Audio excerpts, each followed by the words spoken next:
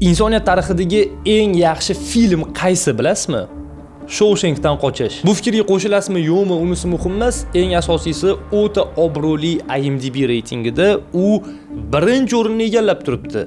Lekin nimaga? Sizga qanaqa bilmadim, lekin men uchun bu narsa birozgina g'alatiroq tuyulgan va yaqinda tushunib yetdimki, bekorga emas ekan, bekorga g'alati tuyulmagan. Gap shundaki, aslida u reytingda birinchi o'rin boshqa filmga tegishli. 2008-yil Batman haqidagi Qora Ritsar filmi dunyo yuzini ko'radi va shu zahotiyoq hammani miyasini portlatib yuboradi.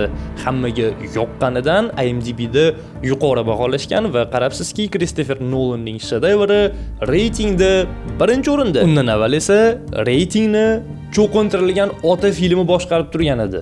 Ha, mafiyozlarni pag'ani filmlar orasidagi palajnyakka ham qaragan. Haqiqiy trushnik gangsta fanatlariga bu holat umuman yoqmaydi. Tipi qanaqasiga bir komiksga asoslangan qora trikodagi mujik haqidagi kino birinchi o'ringa chiqib oladi. Nima bu ahvol? Shundan keyin ular nima qilishadi? Vito Corleone haqidagi filmni reytingini oshirish uchun hammaga shu narsani targ'ib qilib, "Davayt yaxshi ball qo'yaylik" deyshadimi?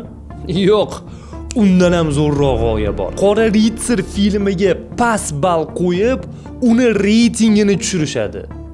Genialni prosta. Lekin ular bitta kichkina narsaga e'tibor qaratishmagan edi. Komiks fanatlari juda ham ko'p va ular internetda faol. Ular ham jim o'tirmasdan xuddi shu narsani qaytarishadi va qarabsizki, cho'qintirilgan otani ham reytingi tushib ketadi. Shu orada 3-o'rinni xotirjam egallab o'tirgan Shawshankdan qochish imijimida kishi bilmas 3-o'rindan ham qochib ketadi.